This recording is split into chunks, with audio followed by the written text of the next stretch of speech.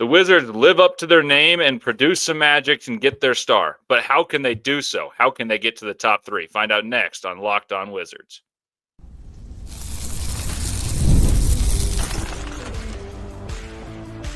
You are Locked On Wizards, your daily Washington Wizards podcast, part of the Locked On Podcast Network.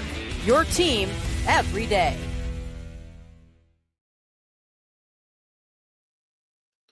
Hello, all, and welcome into Locked On Wizards, where myself, Thulin, Abdullah, Ayubi, cheer you up about the draft lottery. I know it's still a trying time in the nation's capital when you're looking at the Wizards where they landed number 6, but can they land a star after all? I'm Thulin, credentialed NBA draft analyst, attendee of the last 2 NBA combines, host on Locked On NBA Big Board's draft show, and beside me is Abdullah Ayubi, a diehard Wizards fan, to provide hometown insights and passion for his beloved Wizards and tell you who he thinks can provide a player that can provide inspiration for the Wizards despite not landing at the top.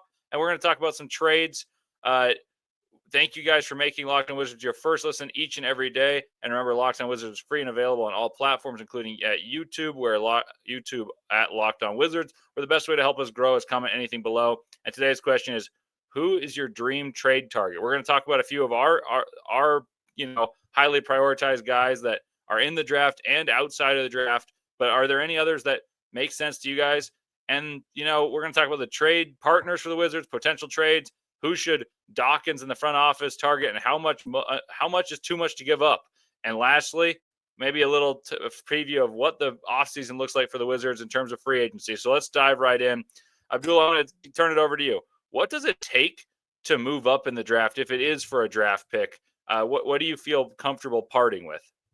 Yeah, so I think we talked about it on the last episode, how if you want to trade up in this draft, I think it's going to cost more compared to last year, because last year it was labeled as a weak draft class, although I don't think so. And I think some of those 3 first-round picks that we got, that wasn't a weak draft class. But I think with the amount of talent with this year's draft and how the top 3 picks, Bailey, Harper, and Flag, they're in their own tier. I think it's going to cost more. And I think you start off, obviously, with pick 6.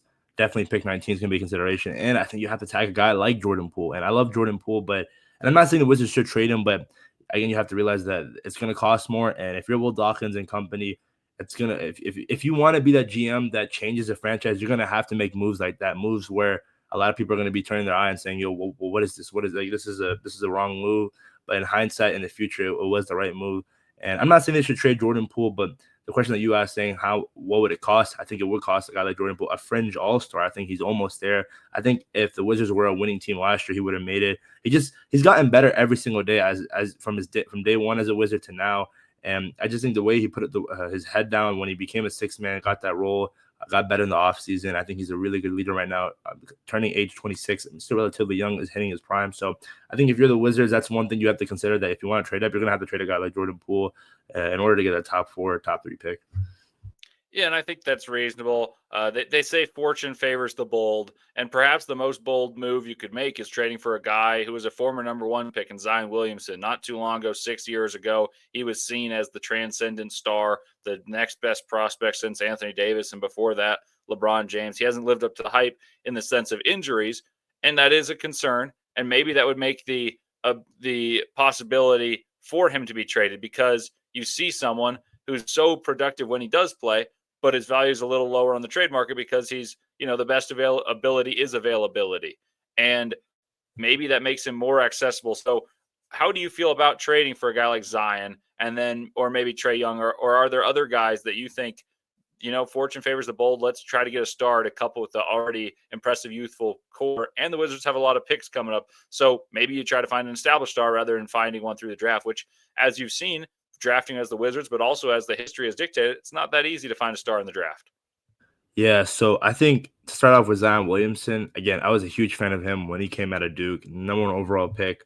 An athlete, to say the least. And I think when healthy and when he's 100%, I think he is a top 10, top 50 NBA player in this league. But it's just unfortunate because a lot of things have come his way. And for me, is it worth taking on that risk, bringing in a guy that very high ceiling, but also could alter your team chemistry? A team that where you have so many young players. I mean, also look at it in New Orleans, the fact that they lost that many games with that much talent, with Trey Murphy, Zion Williamson, The list goes on. It's frustrating, Brandon Ingram. And how much do you blame that on Zion? How much do you blame that on the coaching staff? You can be the judge of that. But for a guy like Zion Williamson, you're going to have to probably give up a lot because, again, he was a former first-round pick and still relatively young. But it's just, is it worth to tackle on all the off-the-court issues and also needing a nutritionist, being monitored 24/7? To me, it's a little unprofessional as a professional athlete to constantly being nagged about your diet. You're getting paid millions to play basketball, man, a kid sport. So if you're the Wizards, is it worth bringing a guy like Zion Williamson? I don't know. To me, it's not worth it because, again, you want to build up do the draft and bring in a guy like Zion. Maybe this is a trade, not particularly Zion Williamson, but maybe down the line, like I mentioned in the last episode, you make that Donovan Mitchell trade. You make that trade that wants to take you over the hump. And a guy like Trae Young, who I think relatively young, but there's only so much you could do with Trae Young. And how much is that drop off between him and Jordan Poole? I don't think it's that big, but at the end of the day, I think those two guys are really good players. And I just think it comes down to, do the Wizards make that move way like down the line, or do you think they make it now? I don't think they make it now.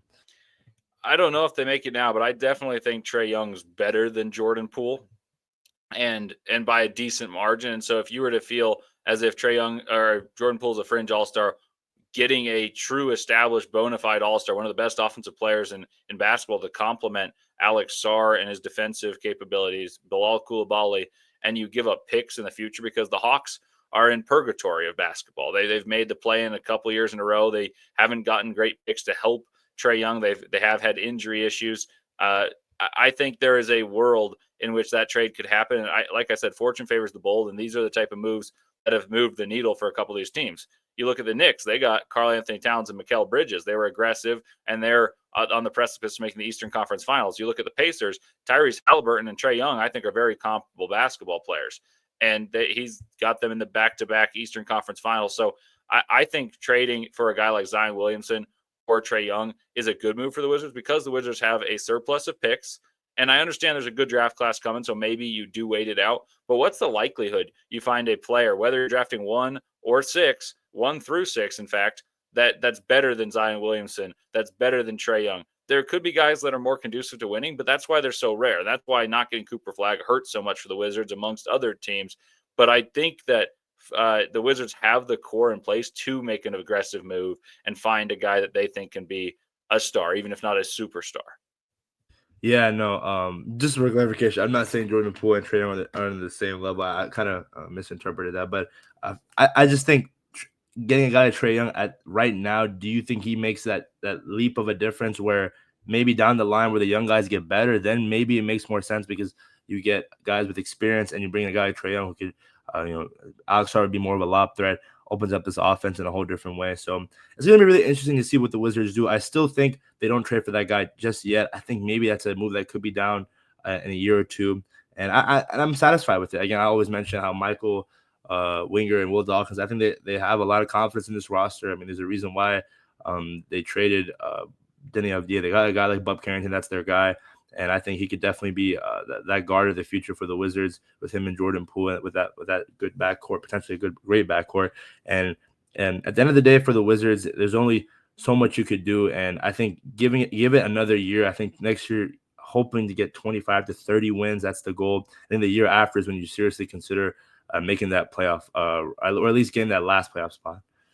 So my final question would be, would you rather trade up in this draft and probably part with fewer assets and go for a guy like Dylan Harper or Ace Bailey, trade up a few picks to do so, or go after the guy like Zion Trae who are going to cost more and, they fast track you a little bit, but like you mentioned, you may not get over the summit, and so therefore you could be shortchanging the process. What's your read on that?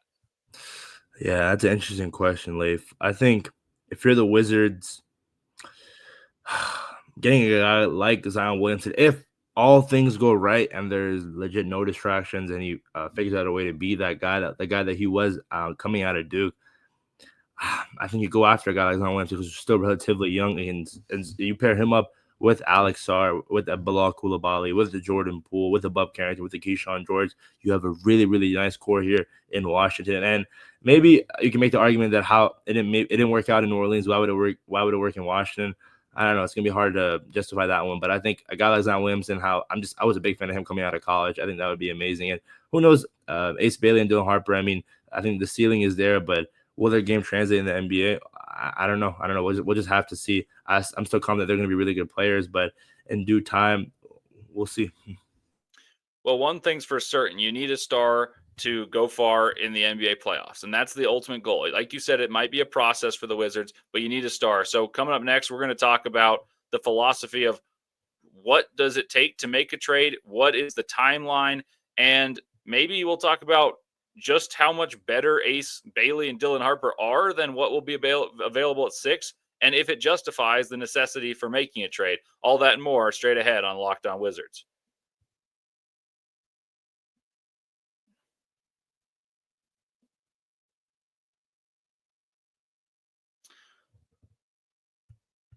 The days are getting longer and the weather is warming up, and people are spending more time outside, which means it's the perfect time to refresh your outdoor space. Whether you're working with a big backyard or a small balcony, Wayfair has everything you need to make it feel more like you. And that's what matters, feeling like yourself and your best self. Wayfair's massive selection of outdoor essentials makes it easy to transform any space into your ideal summer setup, from comfy conversation sets to sleek dining tables and outdoor decor. They've got it all, and all at prices that'll fit your budget. Personally, I love the mix of styles they offer. Wayfair makes it super easy to find pieces that match your vibe without spending a fortune, and that's really important for us young individuals who move from college dorms to our own places. You need furniture that's affordable but looks good, and Wayfair has it all. The delivery fee is not a thing. The delivery is free, and it's also hassle free, and even for the big stuff. Yeah, I got a huge couch, and you need that moved, no problemo. And it's hassle free, and the delivery is free. So whether you're entertaining guests or relaxing solo, shop Wayfair to help you unwind. Shop a huge selection of outdoor furniture online this summer. Get outside with Wayfair. Head to wayfair.com right now. That's WAYFAIR.com. Wayfair, every style, every home.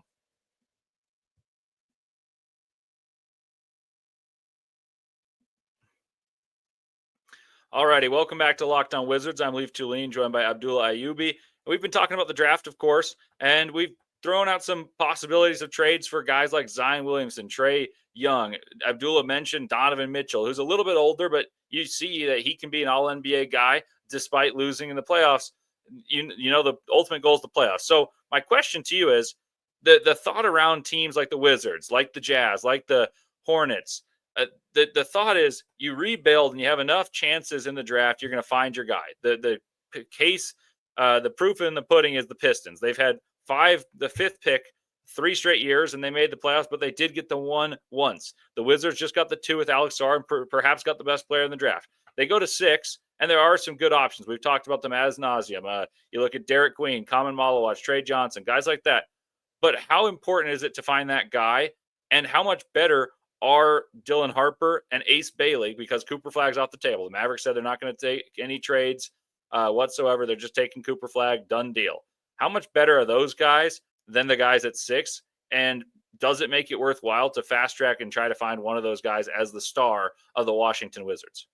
Yeah, I think, like I mentioned earlier, I think Flag, Bailey, and Harper on their own tier. I think I don't know if I want to say it's a big drop off after the top 3, but I mean, again, there's a reason why if the Wizards had fell to 2 or 3, that we still would have been satisfied as Wizards fans. But I mean, you got pick 6, so that's another story. But I think if you're the Wizards, how much confidence do you have in an Ace Bailey and a Dylan Harper, and how much do you also factor in the fact that you want to go with the guy that best fits your need on this roster? And I've been saying it for a while. I think it is Ace Bailey, and I think Ace Bailey has that ability to be a better NBA player than Dylan Harper, just because of his unique combination of athleticism and skill, and the way he can definitely be a defender, and something that we add him to a defender list of Keyshawn George, Alex Sarr, Bilal Coulibaly. You're getting that theme of being a good team defensively here in DC, but also, I mean, offensively, the way he can move and be a 3-level scorer, I think it's something you have to consider. And maybe if the price is right and you think that trading up for a guy like him, and you're just so confident that he can be that franchise-changing guy, you do it. And down the line, you consider that Donovan Mitchell type move, like I mentioned. But I think right now, just because of how much you're gonna give up. I think the better option, the more safer option is go for a guy like Dylan Harper or Ace Bailey. And I just think a guy like Zion Williamson and Trae Young, teams are gonna want a lot, especially since the Hawks in the Eastern Conference. There might be some tax there as well. I'm just trying to think of a lot of scenarios, but I think if you're the Wizards, why not go for another a young guy? Take a swing on it, man. I think with all these young guys that we have on this roster, like eventually all these guys are gonna. It's crazy because again, the Wizards never had a problem where it's too much talent. For a year ago or even 2 years ago, not too long ago, it was we don't have enough talent. But now you can make the argument that there's going to be too much talent. That eventually you're gonna have to trade one of these young guys to make that push to get you as a contender. So if you're the Wizards, one thing you have to be happy about is also as a Wizards fan that you have a lot of options. I think for so long here in DC, there was limitations on bad contracts, bad trades, trading young guys at the wrong time. And I think right now, being a Wizards fan, it's the best time because I get it. It does suck getting picked number 6, but you also have to realize that there's just so much talent still there after the top 3. And it's going to be interesting to see how the Wizards attack this draft. See, I agree with a lot of what you said. I do think Harper's the better prospect than Bailey, despite Bailey fitting the more prototypical archetype of being the top guy. If Bailey pans out and is a scorer, you look at a guy who's similar to Paul George. As for Harper, I heard a comparison that said you can kind of blend the guys like Cade Cunningham, Jalen Brunson, and James Harden and take attributes from all of the above. And all those dudes are all NBA performers and different levels. They play differently, and obviously James Harden's peak was a level that's ahead of all these guys. But what stands out to me about that is James Harden has this shooting ability that's very, very rare. But I think the similarity there is that Dylan Harper can get to the paint at will, much like James Harden could in his prime years, and he can distribute the ball. If his shooting comes around, he's ever so dangerous, and I think it's very worthwhile for the Wizards to try to trade up. There's a reason that the Bucks now seem likely to trade with Giannis and look at Dylan Harper as a serviceable return. Obviously, they'd want more for Giannis, who I think is the second best player in the world. But my point being is I think Dylan Harper is the type of guy that the Wizards should take a swing for. Ace Bailey, I think I'd have a little more pause because I don't know if the difference between he and Trae Johnson is enormously vast, though I am higher on Ace Bailey. But here's the question I've got for you. Would you, if you were to say, hey, at the end of the rookie contract, 4 years into their NBA career, what would you say the expectation is for a guy like Ace Bailey, and whether it's on the Wizards or any other team? Just kind of a points, rebounds, assists. Maybe if they have an all-star in those 4 years, Ace Bailey, Dylan Harper versus a guy like Derek Queen. Like, what is the disparity in the early returns? That's another good question, Leif. I think just because of them being that top 3 pick, there's going to be more expectations compared to a Derek Queen who's probably going to be there at 6 or 7 or 8. So I expect that for a guy like Ace Bailey and Dylan Harper, the way that they were being talked about, maybe in year 2 or year 3, I don't know if that's too early, but maybe an all-star appearance. When it comes to points per game, maybe at year 2, even let's say year 3, at 20 points per game. Because again, a lot of people are talking about their high offensive upside. And for a guy like Derek Queen, I think even though and it's okay for the game to take a little longer to translate for any player. I mean, if you do it quicker than others, hey, that's good on you. But just because you're slower than others doesn't mean anything. So for a guy like Derek Queen, I think he could definitely year 2, year 3 make that leap of being that I don't want to say top 10, but maybe top 15 center, and then eventually down the line get better and better. And I think if you pair him with Alex Sarr, I think just the fact that they could definitely complement each other really good, and you have a guy like Jordan Poole who could run pick and rolls, pick and pops with him.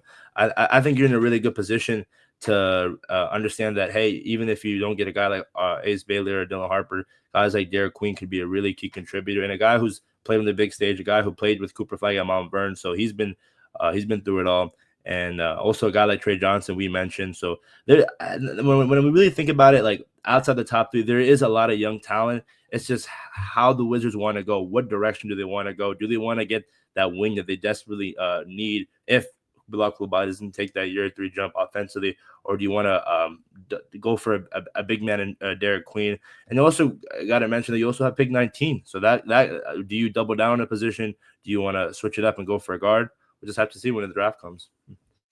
Yeah, and that's an interesting perspective. And coming up in a moment, we're going to talk about some guys that could fall out of the top 10 and perhaps are too appealing for the Wizards to try to fall to 18. I think I misled us yesterday by saying 19 because they had 19 last year. It's pick 18. They I think there's going to be some guys that fall there. But my last point on Ace Bailey is the guy can score in a phone booth. Like, he doesn't need any separation, but that's also his knock, is that he takes tough shots. And the question is, can he get easier ones? Because he shot incredibly well with contested catch and shoots. He shot well off the dribble when guarded. His open ones, strangely, were a bit inaccurate, but you know that the shot looks effortless to score. And he scored 39 in a Big Ten game, which is a league known for playing at a slower pace. He scored 37, and these are against big time athletes as an 18-year-old. He's now 19. He's physically still a project, so there is an appeal. But it takes two to tango. Who is the Wizards' trading partner? Is it the 76ers? I think the Spurs are a little ambitious. It's unlikely that you can give a package that allures to the Spurs, who obviously have Wembanyama and are drafting 2 and have De'Aaron Fox and have the reigning Rookie of the Year. So is it the 76ers who do appear in more of a win now mode? And is that an appealing trade to go 6-3 and hope that you can get Ace Bailey, which I know you're very high on. So you had Ace Bailey as the higher than Dylan Harper. You very well could be right. But do you think the risk reward is worthwhile if it is the 76ers? Yeah. So I think for the Sixers right now, I think that would be the team that makes the most sense that you trade with. And you got Jared Kane, you got Tyrese Maxey, Joel Embiid situation, and Paul George. They definitely want to contend with that much talent that they have on that roster, or at least talent that they think that they have.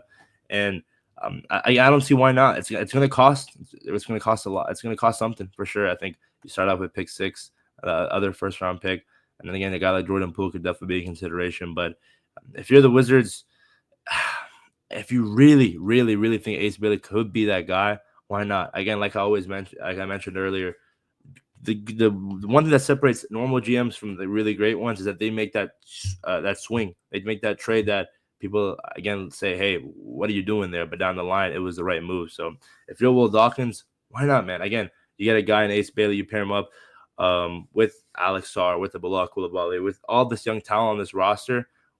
Down the line could make that what he did in OKC, get all that young talent and translate it into a contender in due time.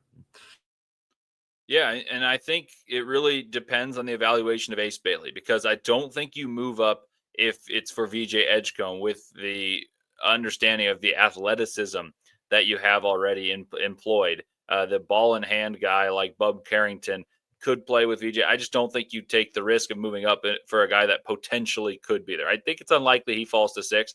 And Trae Johnson is a guy I have ranked higher on my personal big board than VJ Edgecombe. So it really depends on the Wizards' analysis of Ace Bailey and how much they believe in his superstardom chances. And he's a guy that could fall. Not necessarily to 6, but I've heard rumblings that he falls to 5 and could fall. So maybe that trade partner is more amenable to making a trade than you may think, considering how many people say it's a 3-man draft. It sounds like the NBA rumblings are not as convinced of that and believe that there's people who can infiltrate that top 3, and therefore make some Wizards fans more skeptical of trading for that guy in the top 3 if some teams don't believe in it. Anyway, we're going to talk about some guys in the draft that may fall out of the top 10, but probably won't make it to 18, who are too tempting to let fall, and the Wizards should go make a run for it. And then we'll maybe touch on free agency. Should the Wizards stand pat, or are there some names that stand out to us in the upcoming free agency? All that and more ahead on Locked On Wizards.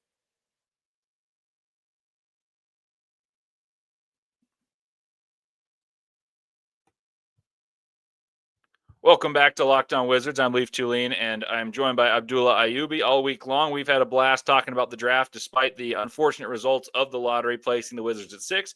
But like we mentioned, the Wizards have pick 18 along with pick 6. That could also be used as a trade chip. But maybe, just maybe, the Wizards find strength in numbers like last season. They found 3 very good picks that if you were to do a redraft after one season, the Wizards might have 3 top 15 rookies. Probably do. So are there players, Abdullah, that you see in this draft that you say, oh, I wouldn't take them at 6, but if they're there at 11, 12, I couldn't stand pat and wait, and you really want to get in a Washington Wizards uniform? Yeah, I definitely. I think the guy, the big man out of Duke is definitely a consideration. I think, especially, if you go with Derek Queen at 6 and you want to trade back in to that top 10, top 12 range. Malu, I think with his defensive upside, I think him playing at Duke, also playing on the big stage, it matters. Playing at elite programs hopefully will translate into the NBA. And I think a guy like him who has wingspan and plus 7 foot, and pair him with Alex Sarr, I mean, it's going to be hard to get any shot up over them. So I think that's a guy definitely you can consider. A guy that I mean, I think he might be there at pick 18, but if you're scared that he's not going to be there, Danny Wolf, that's a guy that I've been talking about for a while. I think offensively, the way he moves at his size, it just moves like a guard, and it's hard to get guys like that in today's league. I mean, it's becoming a common theme, but to get a guy that can do that and actually at a really good level, it's difficult. So maybe you want to trade up for a guy like Danny Wolf, and it's just a lot of young talent in this draft. It's just with the Wizards. What position do you address? Do you want to go for that best player available, and do you want to trade up for that best player, or do you want to sit back and just say, "Oh, he fits our need. Let's go with him"? The interesting part is you've alluded to this numerous times. The Wizards came out of a poor draft with 3 very good players last year, and it was a draft that was not well regarded at the top, but also not that well regarded in terms of depth. And the Wizards came away 3 for 3 with hits on the draft board. This year, I don't think there's a necessity to trade up because the difference between 12 and 18 isn't super vast. However, there are some guys that stand out and you say, man, I love the way this guy plays. Think of Jalen Williams for the Thunder. He fell to 12, and the Thunder did have 11 and 12, but most mocks had him about 25. Then he went to the combine and balled out. So a couple guys that stand out to me that fill a glaring deficiency and need. You've talked about it numerous times: rebounding, securing possessions. And you mentioned Danny Wolf as a potential guy who fits that. Asa Newell is a guy from Georgia who's been well regarded, often mocked in the lottery. I don't know if you need to trade up for him, but that's one that comes to mind. And another one that I think would be very intriguing, especially given the French connection with Bilal Koulibaly as well as Alex Sarr, is Noah Asenge. He plays for a team in Germany, but he is French. He scores about 19 points a game, gets 8 boards. He's not a proven shooter, but he's got tremendous traits. 6'9", about 200 pounds, crazy long arms. And, most of those guys who are, baby giraffe types typically don't attack the rim. They're more, this guy has potential. This guy's got a bit of substance to him, scoring 19 a game in a professional league and gets to the free throw line at an alarming rate as not a big guy, but rather a wing. So I think there's some more tools there, and I wouldn't be surprised if he's a draft day riser. Yeah, no, a guy like AC Newell is definitely someone you could consider with his upside and his size and physicality. He also, I think, played at Mount Brett with Derek Queen and Cooper Flax. So a lot of talent coming out of there. And again, it's you have, who knows, maybe even package some second round picks that you have or some pick swaps that you. Again, there's so many options for Wizards fans. And like I mentioned, hitting on all 3 draft picks last year in a weak draft class. For me, that's just another reason why, like, I get it, having pick 6, it does hurt. But if a guy like Will Dawkins and his crew can hit on all 3 draft picks in a weak draft class, why can you do it in a way stronger draft class? For sure. And then if you were to look at wings, which is the other position you've mentioned, and you don't necessarily want to go the free agency route, a guy that would be under a rookie contract and you could be plug and play. Liam McNeely seems as like a possibility to be there at 18, but likely off the board. He played at UConn under Dan Hurley, so he's undoubtedly very well schooled, knockdown shooter.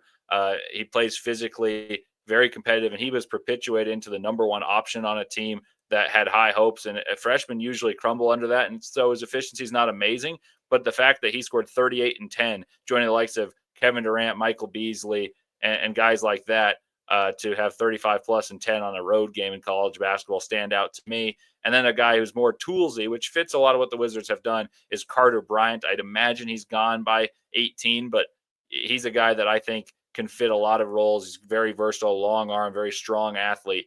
So we've talked about some of these guys. If you got any more, feel free to shout them out. But there's another route to adding depth and plug and play pieces, and that's free agency. The Wizards, however, have a lot of young pieces that you want to get more time. So how do they thread the needle and find a way to, maybe get a veteran to lead the way? Or do they just trust the youth movement and the development staff of the coaching staff? Yeah.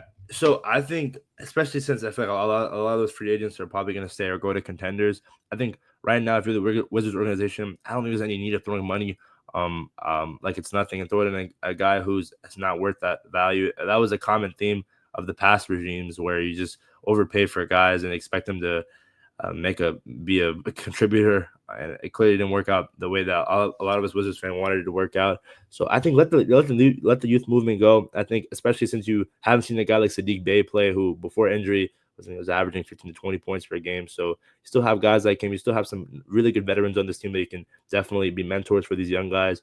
And I just think throwing money like there's no need. To me, it's kind of it's a dumb thing to do, because at the end of the day, you want to make sure that these young guys are that's what the emphasis is on. You trust these young guys, you trust the development of these young guys, and I think Will Dawkins and Michael Winger are going to do that. I just think there's no need of throwing money around like it's nothing on free agency, especially uh, teams are probably not right now want to come to DC, just because again, like there's going to be so much emphasis on the young guys. But down the line, I feel like DC is going to be an option where, hey, there's so much talent there. Why not go there? Yeah, that's an interesting perspective because often these youthful teams need a vet, and perhaps the vet of the team, Malcolm Brogdon, is a guy that could be on his way out. Though Chris Middleton likely re-signs with the Wizards in terms of the player option. So the reason I bring this up as a possibility is, you typically want to time your free agency additions when you have the core that can contend. That's when you want to pay your money. Whereas the Wizards have so many youthful pieces, then you don't pay the money, and then you have the money for that.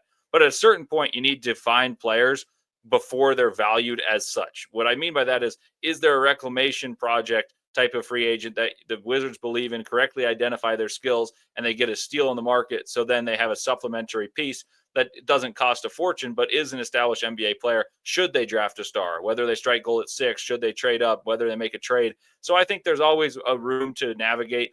You could maybe throw a restricted free agency offer at Quentin Grimes, Santi Aldama, or a couple of guys that I think are undervalued in the NBA.